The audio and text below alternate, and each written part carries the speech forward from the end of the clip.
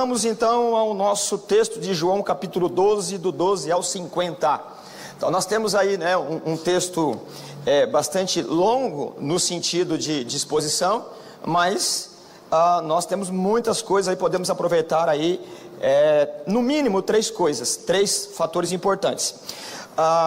Nós vamos no primeiro momento, do verso 12 ao 19, enfatizar a entrada triunfal de Jesus. Do verso 20 ao 26, Jesus vai fazer a predição da sua morte. E por fim, do 37 ao 50, a incredulidade dos judeus. Então são três temas aí, não necessariamente temas, mas são três assuntos importantes aí. Como de costume, devemos lembrar o que foi tratado, no mínimo ou minimamente, no texto anterior. No capítulo 12, do verso 1 ao verso 11, nós temos ali a unção de Jesus em Betânia. A família de Lázaro está agradecida, tem uma gratidão transbordante, não só da família, mas de um outro Simão chamado leproso. Então nós temos ali eles oferecem na casa do Simão uma ceia, e nessa ceia a Maria, ela quebra o protocolo e faz aquela unção, oferece aquela unção para Jesus. Essa unção, ela é feita já com a pessoa em óbito. É uma praxe, é uma cultura, e Jesus vai dizer isso, que ela está fazendo isso antecipadamente, indicando a morte do Senhor. O resultado de tudo isso é que os judeus, eles ficam ainda mais ouriçados, eles ficam ainda mais endemoniados, querendo matar Jesus. E também Lázaro agora. Foi assim que nós terminamos o texto aqui. Jesus está lá em Betânia, celebrando, né, nesse jantar, nessa comunhão, nessa ceia. E em Jerusalém, nós temos esse conluio de pessoas lá no templo de Jerusalém para matar Jesus. E também Lázaro agora. Agora, Jesus ele vai entrar decisivamente, de forma pública, de forma absolutamente explícita e pública em Jerusalém. Vale lembrar que até agora, desde o começo do Evangelho de João, quando Jesus ele ia ser celebrado rei, quando ele ia ser entronizado rei popularmente, ele escapava, ia para o deserto, mas agora ele faz questão de entrar publicamente para que todos o vejam. Então nós precisamos ir em busca da intenção de Jesus aqui. O verso 12, então nós começamos aqui o texto. Eu só vou fazer uma introdução aqui da leitura, para que a gente então comece a tomar os princípios aqui. Verso 12, do capítulo 12 do Evangelho de João, diz assim: no dia seguinte, evidentemente que você deve lembrar então que no dia seguinte se remete aí àquela ceia que aconteceu lá em Betânia, ou nas adjacências. A grande multidão que tinha vindo para a festa, ouviu falar que Jesus estava chegando a Jerusalém. O que está acontecendo aqui?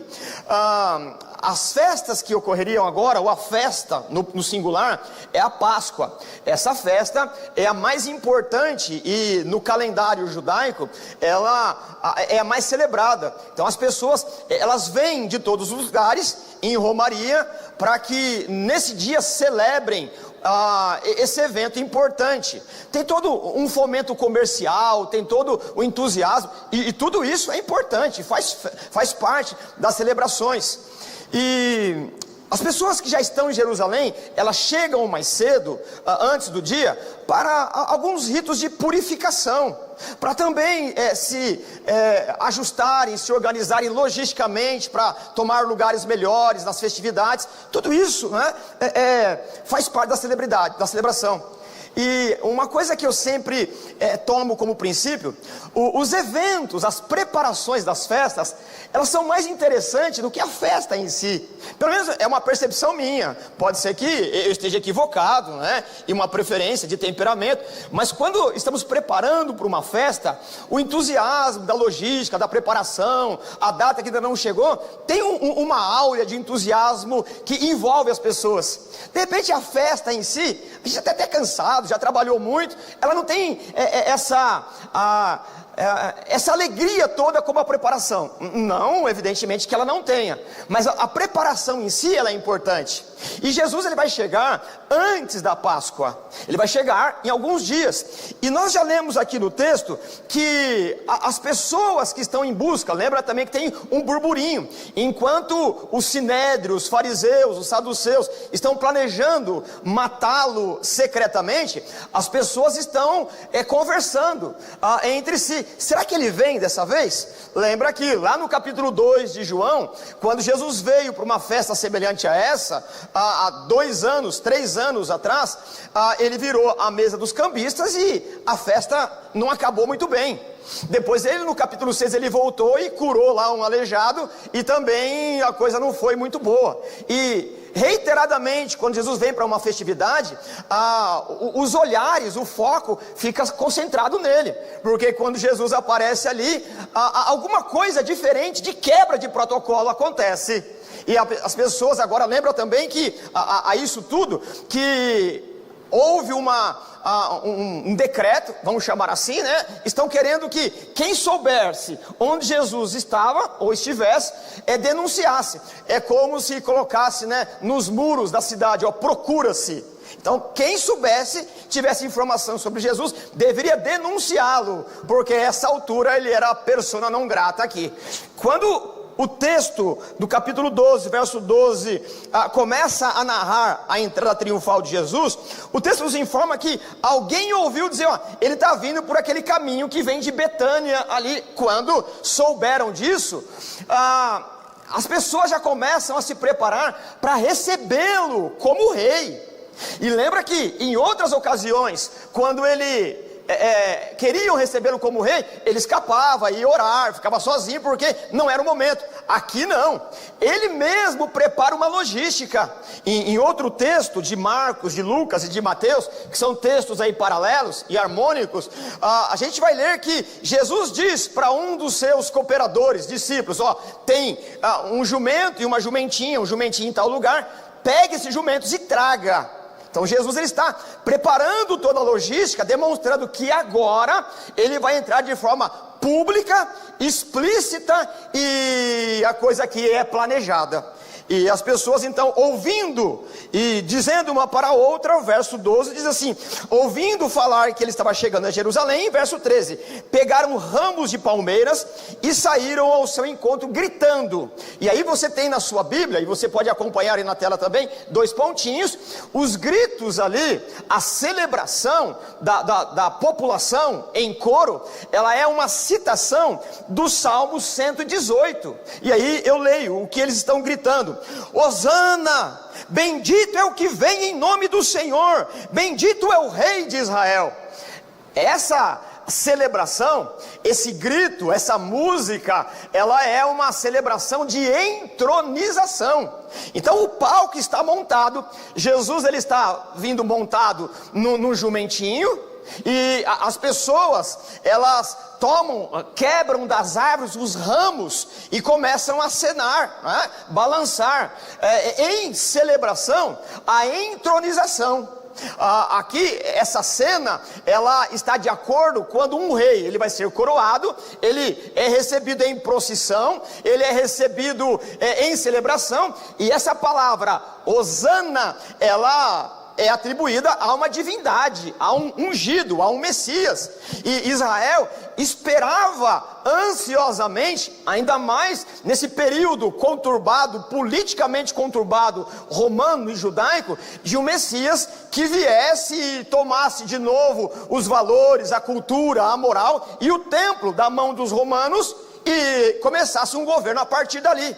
Então você percebe que a cena aqui, ela não tem nenhuma intenção de anonimato. Quanto mais exposição, quanto mais explicitez, quanto mais as pessoas anunciarem a intenção de Jesus agora. Então nessa cena tem uma mudança importante que nós precisamos entender por quê. Como eu já disse, essa expressão Hosana, bendito é o que vem em nome do Senhor, é uma celebração. Mal comparando, imagine que vamos ter as eleições agora, não é? Nós teremos as eleições semana que vem. Vamos imaginar que fosse para presidente. Você tem as eleições, um sujeito, por ter um número maior de votos na contabilidade, ele vai ser o presidente da república. No dia 1º, se não me engano, ele vai tomar um carro lá, né, que fica guardado para ele desfilar, e as pessoas ficam acenando, bandeirinha e não sei o que, a bandinha lá. É mais ou menos isso. É o dia de entronização, é o dia de receber o novo rei. Aqui não por votação, né? Aqui não por pleito eleitoral, mas por aclamação pública. E as pessoas que estão recebendo Jesus, e esse movimento todo, estava baseado na certeza de que, ora, se Jesus é capaz de ressuscitar um morto de 4 dias, essa gente aí do templo, esse poder romano, não está com nada. Agora nós vamos entrar em Jerusalém, nós vamos celebrar, colocar Jesus onde ele deve ser colocado, e não haverá ninguém que se levante, ainda que venha todo o exército romano. Ele é poderoso, ele é capaz de chamar um morto de 4 dias, que já estava em estado de putrefação, de decomposição. O que seria poderoso o suficiente para impedir que Jesus agora tomasse o templo? E vocês vão lembrar comigo que a narrativa do Evangelho de João, a todo tempo, os discípulos que estão com ele precisam de um cargo político nesse novo reino. Havia lá a briga do Tiago, do João, essa turma toda, quem ocuparia um lugar no novo ministério. Lembra disso? Até a mamãezinha de alguém um dia falou assim: ô Jesus, dá um carguinho bom à sua direita aí para os meus filhos, né? A gente já comentou sobre isso em alguma ocasião. E, irmãos, quando a mamãe precisa pedir para um barbudo alguma coisa está errada, não é? A gente precisa resolver em algum momento da vida, amadurecer, precisa aprender a resolver as nossas questões. O colo de mãe é bom, né? Isso me dá muita saudade, os irmãos conhecem o contexto. Mas tem uma hora na vida, irmãos, você precisa crescer. Você precisa encarar as suas dificuldades para amadurecer na vida. E essa gente aqui, liderada por Jesus, ele se deixa agora, a multidão, como eu já disse, é ele que prepara toda a logística. E isso aqui tem que ser explícito e todos têm que saber o que está acontecendo.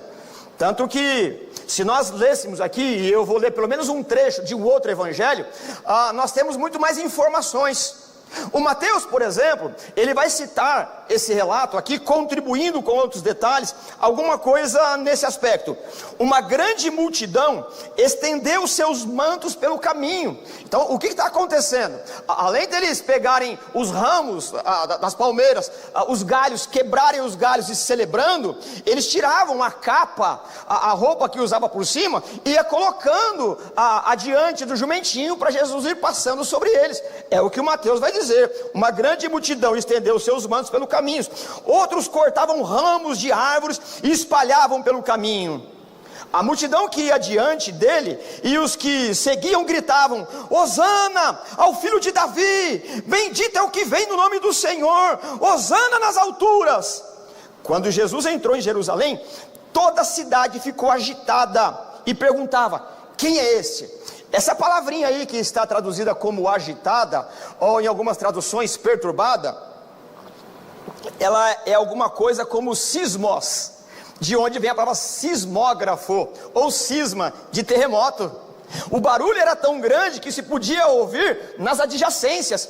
Imagine um povo entusiasmado, potencialmente entusiasmado, com a intenção de agora jogar para fora o poder que está amofado, embolorado, um poder abusivo. E agora Deus havia mandado o Messias, e ele entrando triunfalmente, a multidão em uníssono gritando: Hosana, o nosso rei, arrancando galhos de árvores, a roupa de cima e lançando sobre ele, e o barulho que isso ia provocando. A palavra agitado aí, ela demonstra que nas adjacências as pessoas ouviram o barulho do que estava acontecendo. Então isso aqui não tem nada de anonimato, isso aqui não tem nada de escondido. Aqui você tem uma cena explícita, e Jesus agora, ele, por questões de revelação, questões de momento oportuno, ele se deixa ser entronizado. O texto ainda do verso 14, do texto que estamos lendo de João, ele diz assim: Jesus conseguiu um jumentinho e montou nele, como está escrito. E aí de novo João, ele faz o comentário e ele corrobora, ele confirma escrituristicamente com o texto de Zacarias capítulo 9, verso 9. Então o que está acontecendo ali? É o cumprimento de uma profecia. O que essa profecia havia dito: não tenha medo, ó cidade de Sião, eis o que o seu rei vem montado no jumentinho. O caráter desse rei, ele é humilde, mas toda a cena é uma cena de triunfo, é uma cena de alguém que é todo poderoso, ou em algum aspecto militar, não é? Tem a população do seu lado, ele está entrando. O fato de entrar com o jumentinho não faz dele humilde, essa é uma entronização, a encenação toda. Tanto que lá no texto de Reis, algumas vezes, nós vamos encontrar outros reis usando o jumento. O Saul, por exemplo, quando a gente vê que ele é separado para o reinado, ele tem alguns jumentos. Então não é o fato de estar no jumentinho. Se fosse o grego, ele entraria num cavalo branco. Se fosse o romano, também com pompas reais. Se fosse o brasileiro, entrava numa Rolls Royce, alguma coisa assim, não é? Talvez a pronúncia é meio carapicuibana, mas é mais ou menos isso daí, não é? Então você percebe, aqui você tem mais uma vez eu insisto nisso aqui, é explícito o que vem ali, ele vem em nome do Senhor, ele agora vai ser o rei, o Messias, o ungido, e não tem como questionar. Aliás, ele acabou de ressuscitar Lázaro, e se você for retroagindo, tem ressurreição de Lázaro, tem cura de cego, tem multiplicação de pão, tudo aquilo que dá um sabor político que Israel seria um reino muito maior em fama e em poder do que no reinado de Davi e na época áurea de Salomão. Agora não tem mais como duvidar, Jesus vai tomar o trono. O verso 16 diz assim: a princípio seus discípulos não entenderam isso. O João, ele está escrevendo isso daqui no ano 90, mas ele está narrando algo que está acontecendo no ano 30. Então você percebe que aqui não um anacronismo, mas uma característica de registro. Quem está escrevendo depois do evento, diz assim, eles não sabiam disso, depois descobriram. No torpor do momento, os discípulos não conseguiram interpretar o evento a partir de Zacarias 9:9, mas depois eles, caramba, caiu a ficha, e cair a ficha é meio complicado para alguns aqui, né? Entendi, melhor dizendo, né?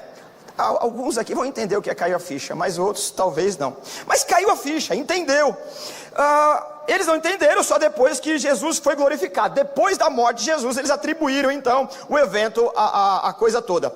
O verso 17 diz assim: a multidão que estava com ele, quando mandara Lázaro sair do sepulcro e o ressuscitar dos mortos, continuou a espalhar o fato.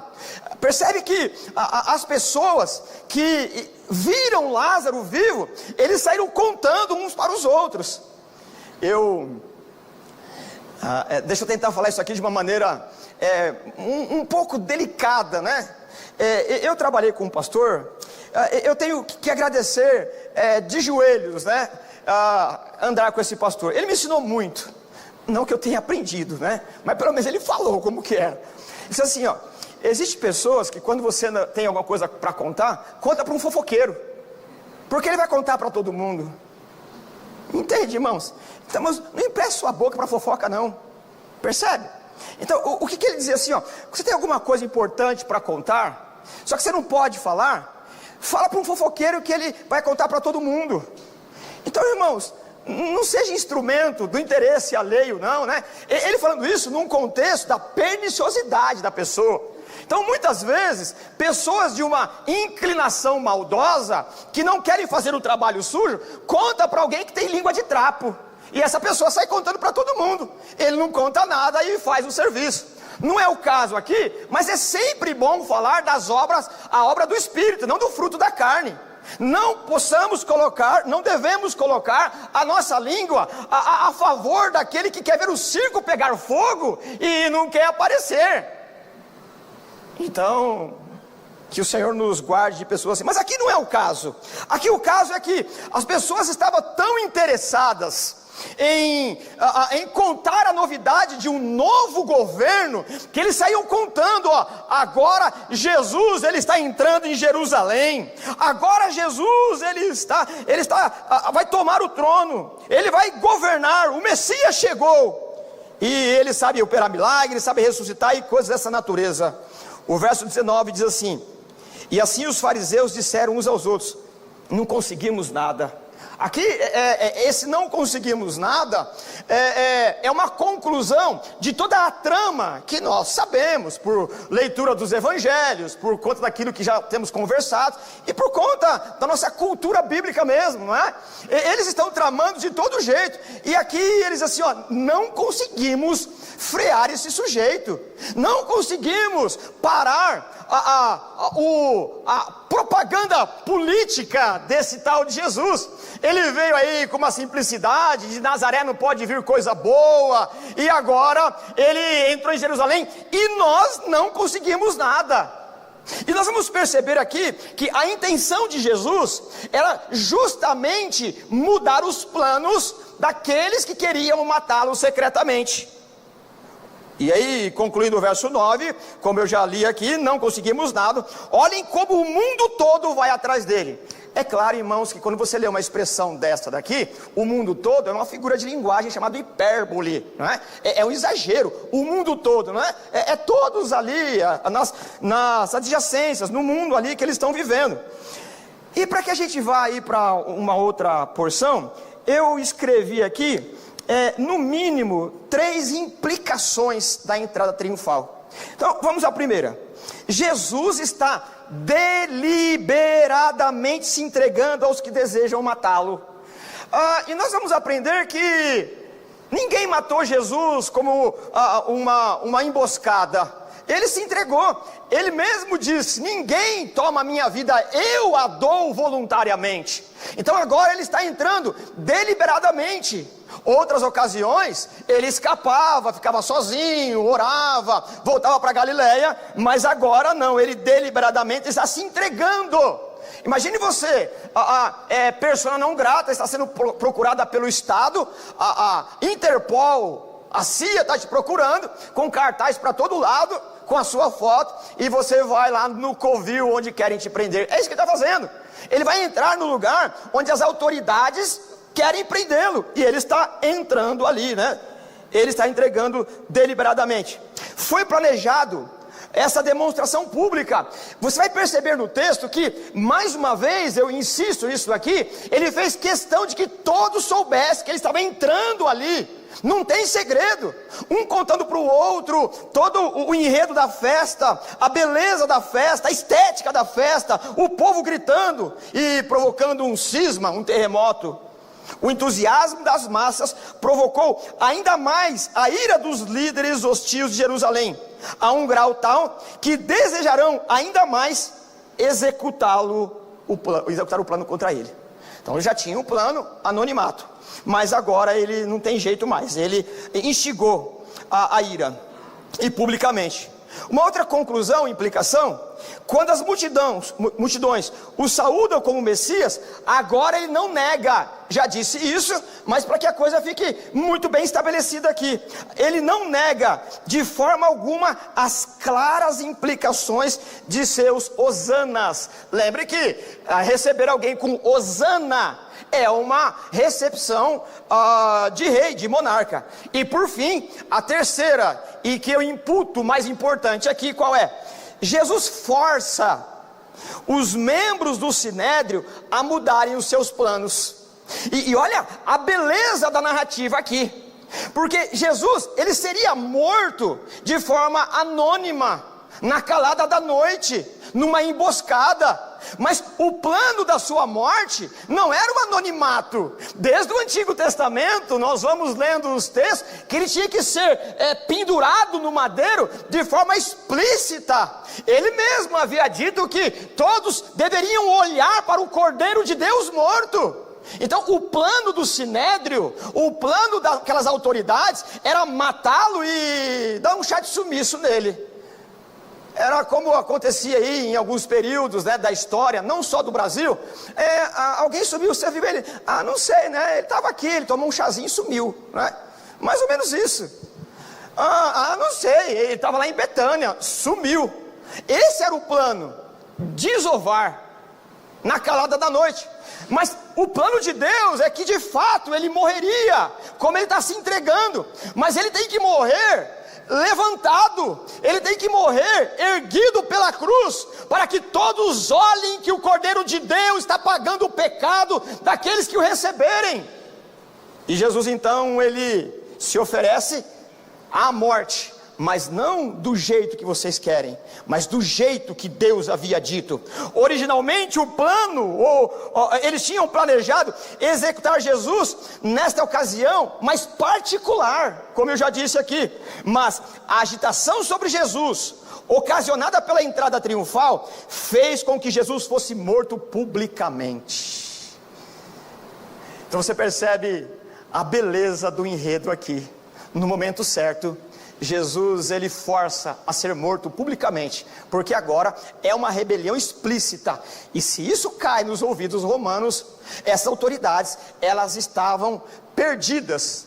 Mas eles vão matar Jesus como uma disciplina para a sociedade, como um escravo. Mas todos os olhos verão o corpo do Senhor inerte, morto, sangrando na cruz. Esse era o plano de Deus. Em seguida a esse drama deliberado, essa festa preparada, montada toda a logística por Jesus, o texto de João, do verso 20 ao verso 26, Jesus, ele começa a falar da sua morte. Então você percebe o paradoxo. A ideia de um paradoxo é alguma coisa que, duas coisas comparadas entre si, parece que elas são contraditórias. Uma coisa não pode ser e não ser ao mesmo tempo. Aqui é um paradoxo, ela não é contrário, ela é um paradoxo. Parece que elas são contraditórias. Ora, como é que Jesus, ele entra numa cidade com todas as pompas reais, e agora ele fala sobre morte? Não combina. É como se perguntasse para ele: ô Jesus, resolve, o senhor está entrando aqui para governar e levado, carregado pela multidão numa celebração monárquica, e agora o senhor falou que vai morrer? Uma coisa não coexiste com a outra. Mas é justamente, nós vamos ler aqui, nessa festa toda, a fama de Jesus já havia espalhado. O texto, verso 20, começa a informação de que uns gregos procuraram Natanael e Filipe para ter uma audiência com Jesus. Verso 20, entre os quais tinham ido adorar a Deus na festa da Páscoa, estavam alguns gregos. Eles se aproximaram de Filipe, que era de Betsaida da Galileia, com um pedido: Senhor, o Senhor aqui, né, é um tratamento de educação. Os gregos, vendo que o Filipe é da comitiva de Jesus, falaram: ô Senhor, queremos ver Jesus. E o Filipe, parece que ele não tem um temperamento assim muito sanguíneo. Ele vai falar com Natanael: ô Natanael, tem um grupo de grego aí que quer falar com Jesus. O verso 22, Filipe foi dizê-lo a André, e os dois juntos o disseram a Jesus. E o que Jesus responde? Está no verso 23. Jesus respondeu: chegou a hora de ser glorificado o Filho do Homem. Algumas vezes, lendo os textos bíblicos, parece que alguém pergunta uma coisa e Jesus responde outra, né? Eu não sei se só eu, mas eu tenho essas sensações. Eu até leio de novo algumas vezes, pego uma outra versão, falo: mas meu Deus do céu, né? Ele está perguntando A, Jesus responde B. E aí a gente precisa de um pouco de cuidado para tentar entender e encaixar a dinâmica toda. E Jesus, o que ele está querendo dizer aqui é que a resposta que vai ser dada não é para esses gregos que vieram por curiosidade, ainda que bem intencionados, ainda que querendo tirar algumas informações importantes para a celebração, para a vida, para a piedade. Tudo isso é importante e legal. Mas Jesus diz assim, ó, a resposta que eu tenho não é para a pergunta desses gregos, a resposta é para todos aqueles. Chegou a hora, e aí eu leio o verso 24, digo-lhes verdadeiramente, a palavra aí, digo-lhes verdadeiramente, é amém, amém. A gente traduz aí, né, em verdade, ou verdadeiramente. Digo-lhes verdadeiramente, se o grão de trigo não cair na terra e não morrer, continuará ele só, mas se morrer, dará muito fruto. Aquele que ama a sua vida a perderá, ao passo que aquele que odeia a sua vida neste mundo a conservará para a vida eterna. Jesus está usando aqui a metáfora, a figura de linguagem de uma plantação, de uma semeadura, para que você tenha resultados eficientes, para que você tenha condições de alimento ou provisão alimentar. Você precisa abrir mão do pouquinho, para que a terra produza o suficiente. Então todos aqueles que vieram ver Jesus, todos aqueles que vieram por alguma curiosidade, precisa abrir mão de alguma coisa importante, precisa entender que a vida de verdade, ela tem que ser medida, comparada, interpretada, não com a perenidade, ou não com o momento do tempo que fenece, com o tempo cronológico que você vai viver aí, se tiver muita saúde, 70, 80, 90 anos, para aqueles mais bem-aventurados. Mas é muito pouco tempo comparado com a eternidade. E é sobre isso que ele está dizendo. E a parábola, a figura de linguagem que ele usa, é demonstrar que a vida, o verdadeiro coroamento, o reino que ele está pronto a oferecer, ela não começa com a coroação da festa que foi celebrada ali. Ela começa, ela é inaugurada, o start, o início, ela começa com uma crucificação. É por isso que os valores do reino de Deus, eles são invertidos. Jesus sempre vai dizer, no reino de Deus é melhor dar do que receber. No reino de Deus é melhor perdoar do que ser perdoado. No reino de Deus é melhor ser ofendido do que ofender. E aí adiante, não é? Porque os valores do reino de Deus, ele é invertido. É melhor perder para ganhar. E é claro que isso mexe com a nossa estrutura mundana, carnal e fomentada pelas hostes de Satanás. Porque o triunfo para nós é o aqui e agora. O triunfo para nós é que nós devemos ir em frente com as armas do mundo e sobressair em qualquer demanda. E Jesus, ele vai usar essa expressão da sua glorificação, dizendo que se o grão de trigo não cair na terra e não morrer, ele continua só. E essa ideia de continuar só, não é apenas uma ideia de solidão, mas é uma ideia de finitude também. É uma ideia contrário a uma multiplicação de qualidade. E a hora de ser glorificado começou no momento da glorificação, da entronização do Hosana, mas ela ainda vai passar pelo julgamento, pelo martírio dos lictores romanos, que são aqueles que têm prazer em moer Jesus, como diz Isaías, ele fica como um bolo de carne moída. Os lictores têm prazer em fazer isso, coisa que vamos estudar na pré-crucificação. A crucificação em si é a glorificação, e também a sua ressurreição. Então a glorificação começou, mas ela tem que passar ainda pela cruz. No reino de Deus, a crucificação, ela vem antes do que a coroa. É por isso que Paulo, lá em 2 Timóteo, quando ele já tem certeza que o Nero, o Estado romano, vai separar a sua cabeça do seu corpo, ele vai ser decapitado. E acredita, isso é uma forma honrosa de morrer. Como é que você vai morrer? Eu vou morrer com honra. Como? Vão cortar a minha cabeça. É uma coisa maravilhosa, né? Porque morrer desonrosamente como escravo é morrer pendurado numa cruz. O que você prefere, né? Olha, sinceramente, né? É o ruim pelo pior, né? É o desgraçado pelo infernal, eu sei lá o que, né? A coisa é terrível. E Paulo diz o que? No momento da separação da sua cabeça do seu corpo, né? Que a coroa da vida está preparada para ele. E não só para ele, mas para todos aqueles que amam a sua vinda. Percebe? Aliás, vale aqui uma observação textual, cultural.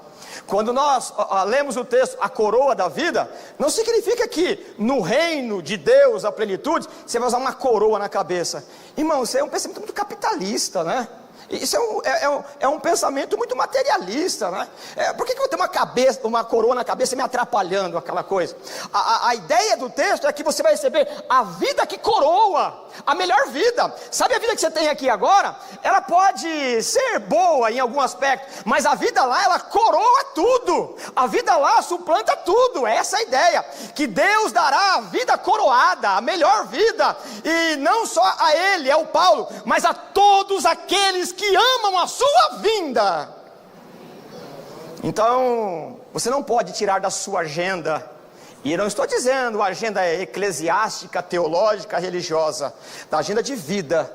Se você perdeu a expectativa da vida eterna, você perdeu tudo. Paulo diz isso também em 1 Coríntios. Se você espera só para essa vida, você é o maior dos desgraçados. E se a palavra desgraçado te ofende, acredite, eu estou dando uma amenizada, porque ele usa a palavra muito mais, não digo de baixo calão, mas mais ofensiva. E é sobre isso que Jesus está dizendo, que é o grão de trigo. A ideia de que fazer morrer o grão para ter uma colheita. A ideia de que quando você abre mão de um pouquinho, quando você tem a liberalidade de abrir mão daquilo que é em conta-gotas, ele vai morrer. A sensação é de perda, a sensação é de que escapou, e dá um vazio, dá uma angústia humana, porque nós somos muito temporais.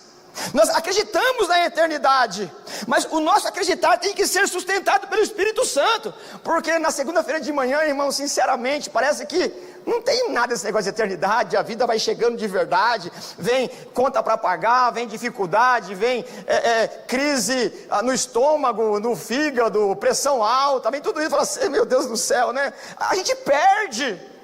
Então é graça de Deus. Mas o Evangelho nos ensina a abrir mão dessa contabilidade de alguns anos, para entender o quê? Se não morrer aqui, e morrer aqui não é anular absolutamente alguns prazeres lícitos aqui. A ideia é de interpretar o mundo a partir das verdades morais do Evangelho. E nós sempre discutimos aqui que Deus não é contra a alegria. Deus não tem nenhum problema com a felicidade. Aliás, a felicidade, ela é característica do reino de Deus.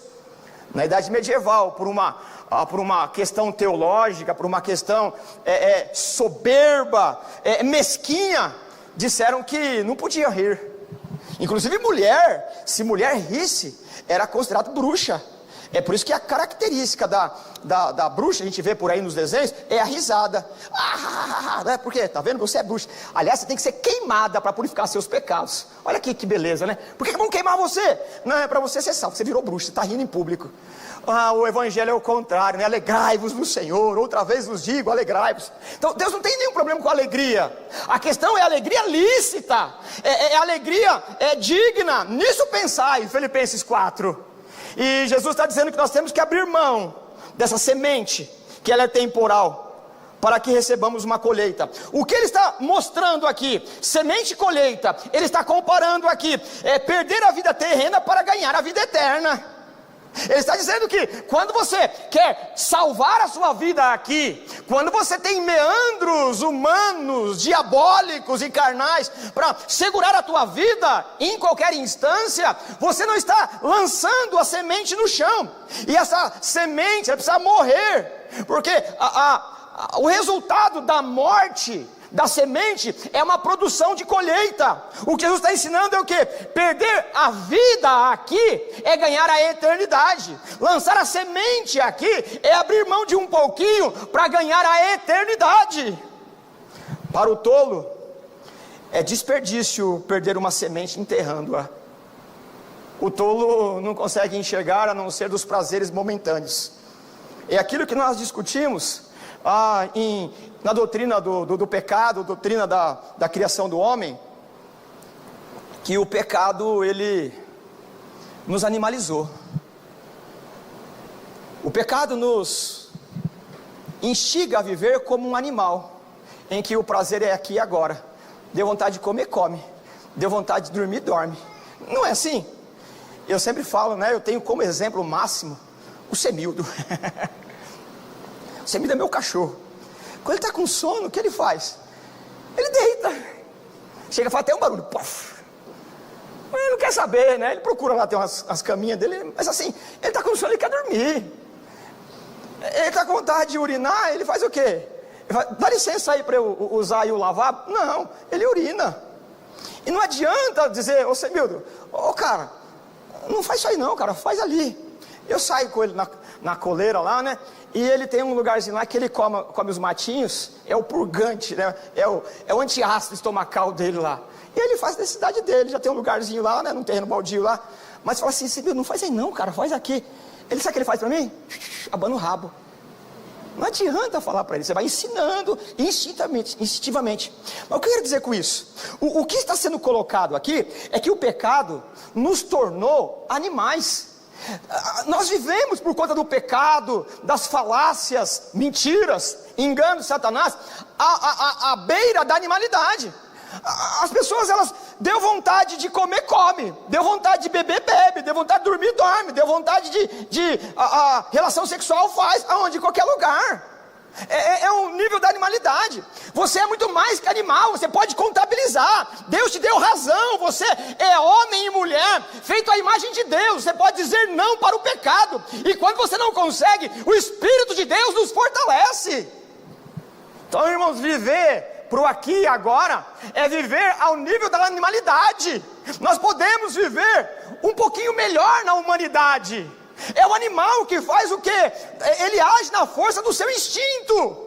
O homem e a mulher transformada pelo Espírito de Deus, ele luta contra essa natureza que o escraviza, porque ele tem uma perspectiva da eternidade, porque o Espírito de Deus já o ensinou a lançar as sementes do tempo na terra, para que ela morra, mas dê uma colheita para a vida eterna, onde a vida de verdade haverá de vir. Por isso que os tolos desperdiçam uma semente enterrando-a, mas os sábios compreendem que é por conta da semeadura que se tem uma boa colheita. Uma certa ocasião, lendo um grande homem de Deus, com uma capacidade argumentativa maravilhosa, no meio do texto dele, ele faz uma pergunta mais ou menos assim: quantas maçãs possuem numa semente? Percebe que eu não estou perguntando quantas sementes tem numa maçã, porque pode não ter uma quantidade exata, mas você abre e ela fala, essa tem tanto. Mas é quantas maçãs tem numa semente. Você entende a profundidade desse negócio aqui? É absurdamente incompreensível, incalculável. Se você pegar uma semente e plantá-la, ela não vai dar um pé de maçã só. Ela vai dar um pé de maçã com inúmeras maçãs, que por sua vez terão outras sementes, que por sua vez serão plantadas, que por sua vez, percebe? Então, quantas maçãs tem na semente? É isso que Jesus está dizendo. Você não pode calcular o valor da vida eterna, você não pode calcular os frutos, os sabores doces, eternos que virão do paladar da alma. Eles nos farão esquecer, ou eles nos farão esquecer tudo que nós passarmos de tempestade nessa vida, porque agora é tempo de mortificar a carne, agora é tempo de receber do Evangelho a proposta de lutar contra o mundo, o pecado e o diabo, para que a semente caia no chão, ela morra e mata o egoísmo, e mate a mentira, e mate a falsa doutrina, para que tenhamos uma vida eterna com muita produtividade.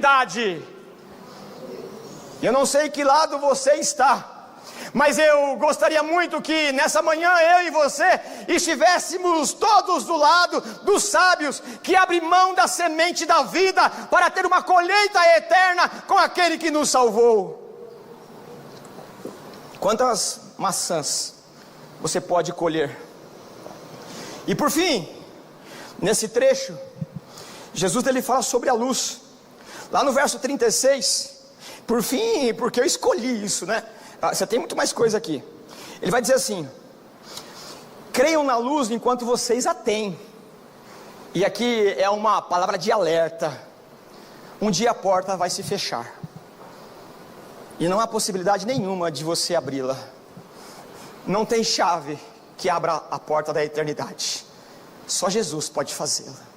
A porta está aberta, e você precisa entrar por essa porta enquanto o acesso está acessível. Você precisa considerar que o único meio de entrar por essa porta é Jesus. E João diz: creiam na luz enquanto vocês a têm, para que se tornem filhos da luz.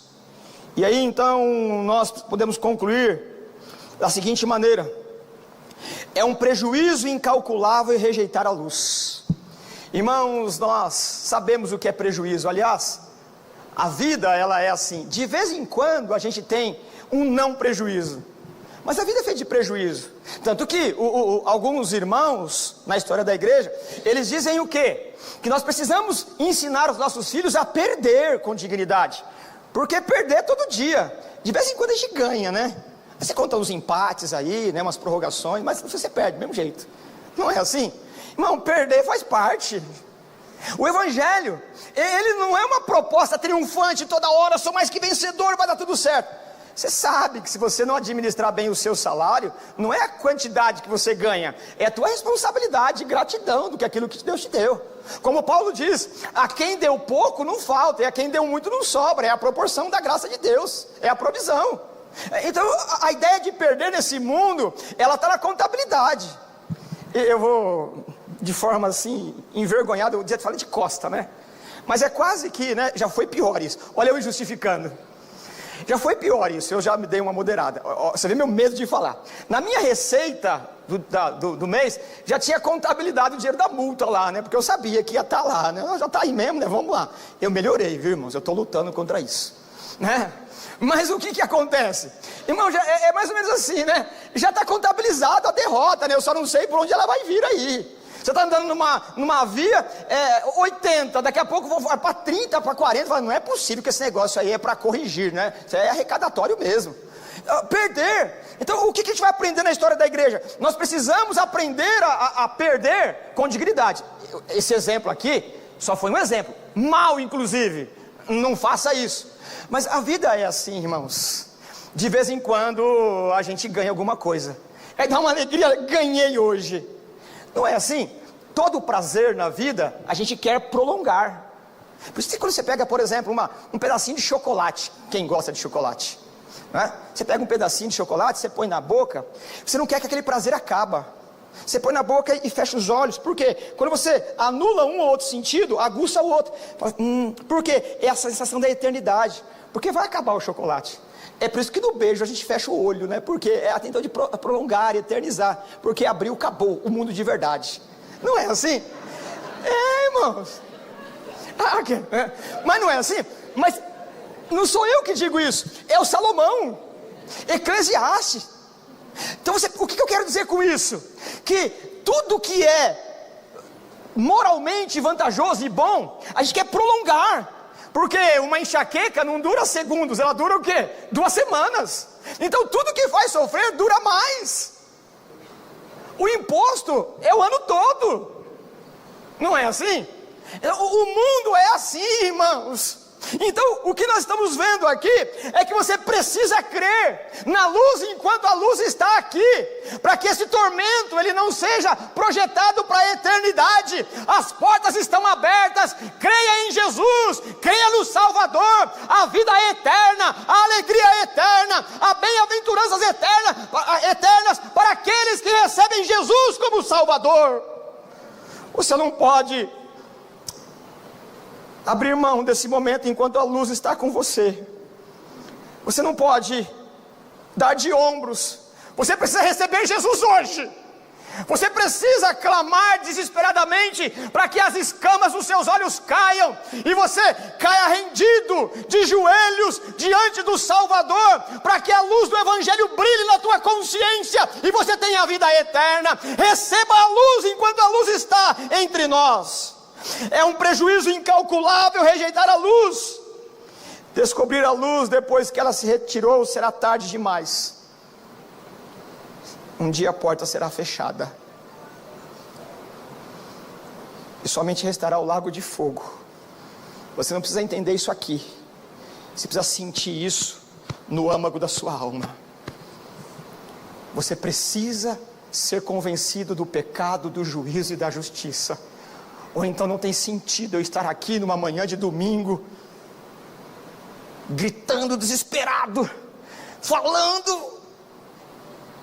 Não tem sentido você se reunir aqui se você não considerar isso. Vá aproveitar sua vida de outra maneira.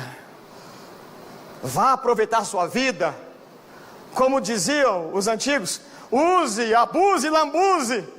Se você não considera a verdade do Evangelho, a verdade do Evangelho não é um mecanismo de torpor emocional e religioso, você tem uma dívida para pagar. O Evangelho precisa ser proclamado pelos quatro cantos, a pleno pulmões. A luz está entre nós, receba a luz do Evangelho, ou você terá uma eternidade perdida. Você precisa crer no Senhor, a luz ainda está conosco, ela precisa entrar no seu sagrado secreto, penetrar na tua consciência e trazer a verdade do Evangelho para você, hoje nessa manhã. A porta será fechada. Essas são as verdades solenes e verdadeiras que devem levar o indolente membro da igreja a examinar profundamente os seus corações. E eu disse isso, eu escrevi isso para não esquecer.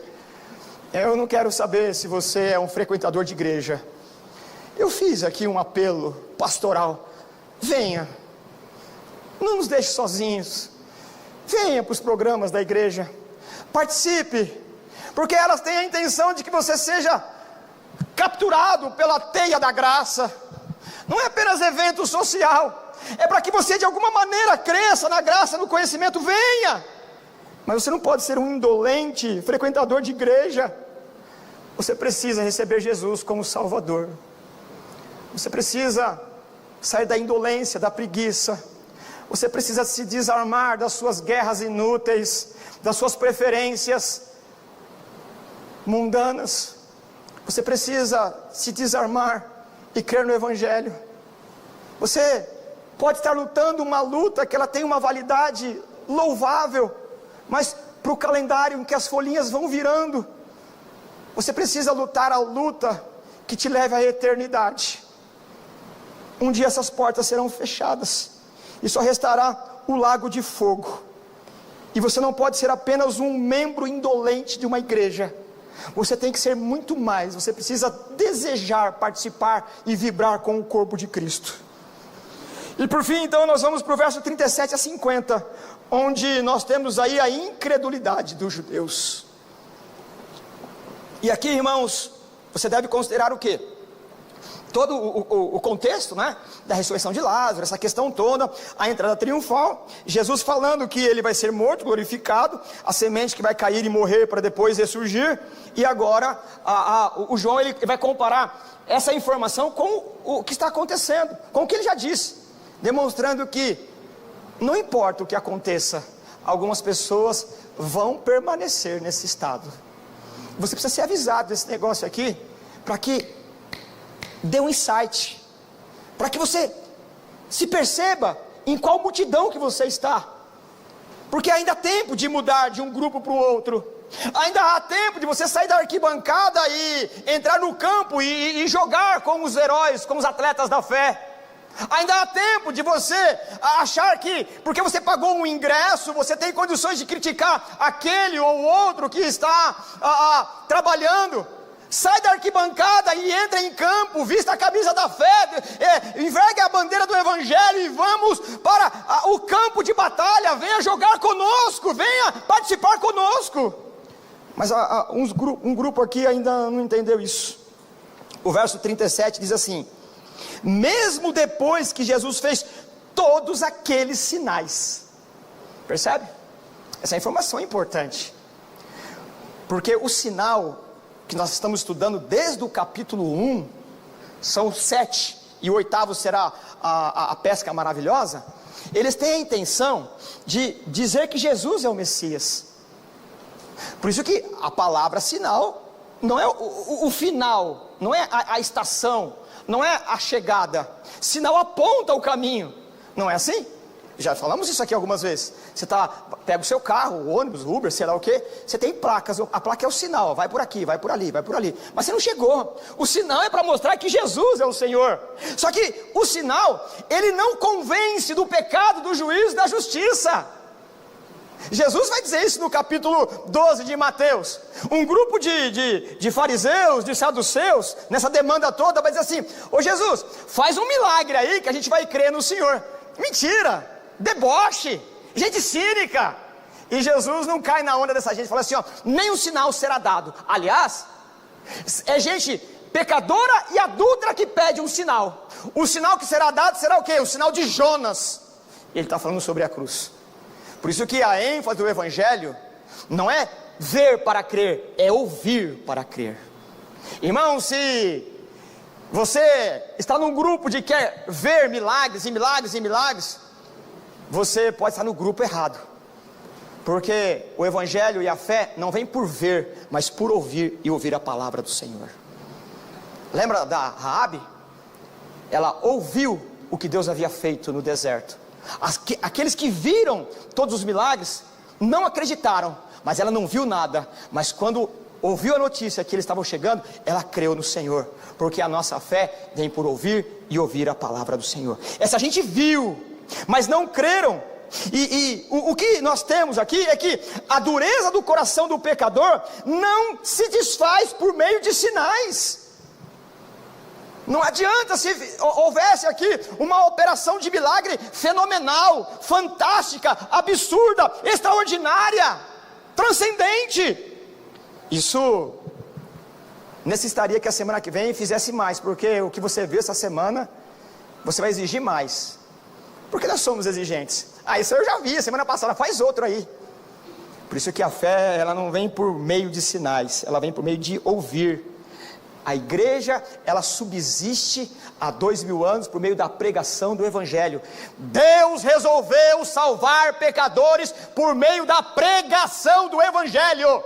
Não é por outro meio. Por isso que quando uma igreja, ela perde o sabor, a essência, o elan, a disposição de pregar o Evangelho, ela perdeu a característica de igreja. Igreja precisa pregar o Evangelho para que você seja aguilhoado da consciência sobre o pecado, a justiça e o juízo. Você não pode esquecer disso.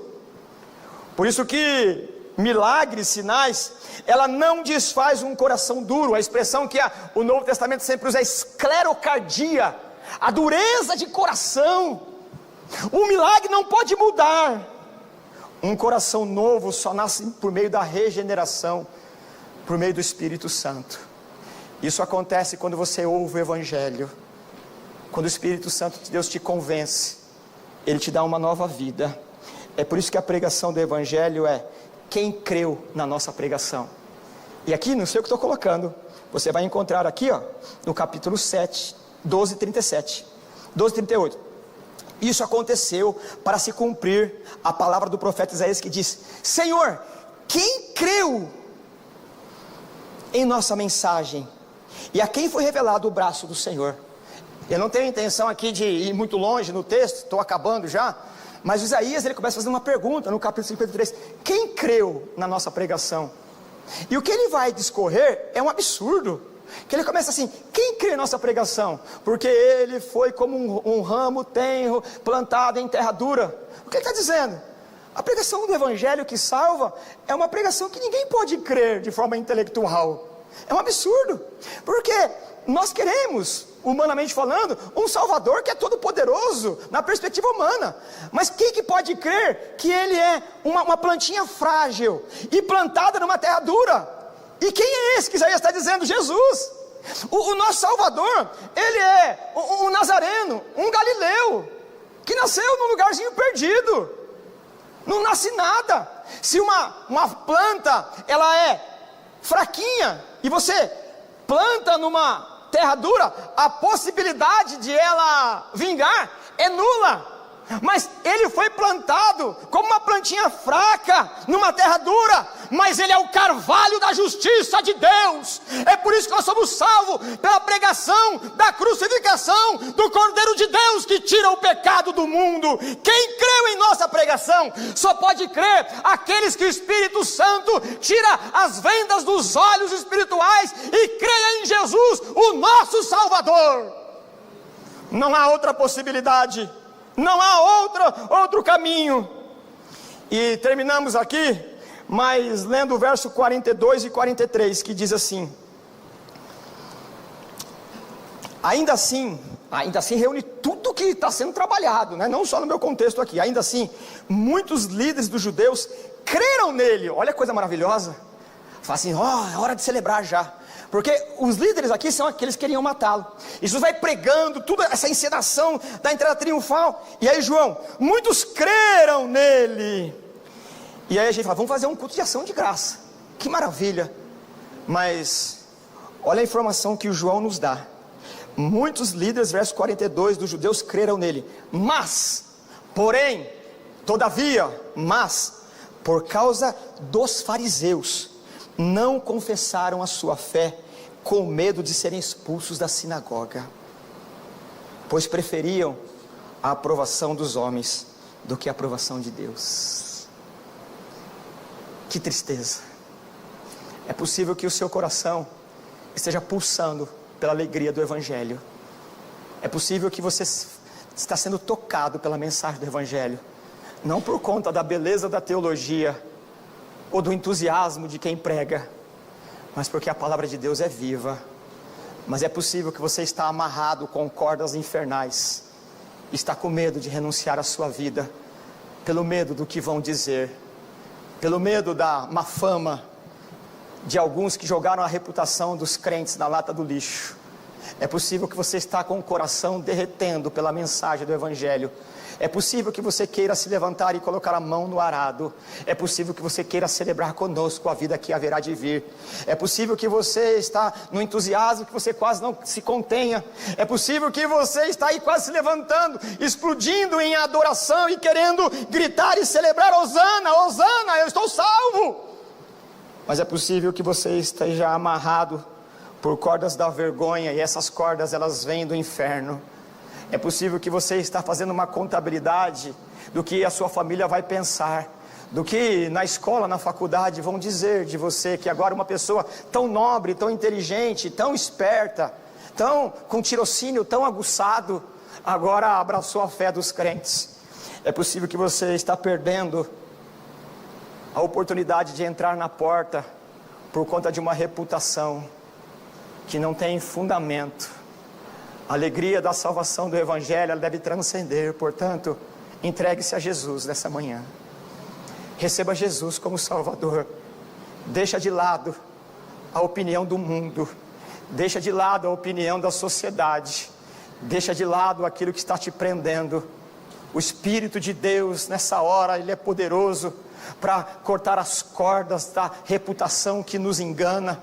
O Espírito de Deus é poderoso para te convencer, para que você abandone o medo, para que você abandone o pavor e se erga com mãos levantadas, com espírito avivado, e receba Jesus, o Salvador, para que você não tenha medo da opinião do outro, da aprovação do outro, para que você receba Jesus como Salvador.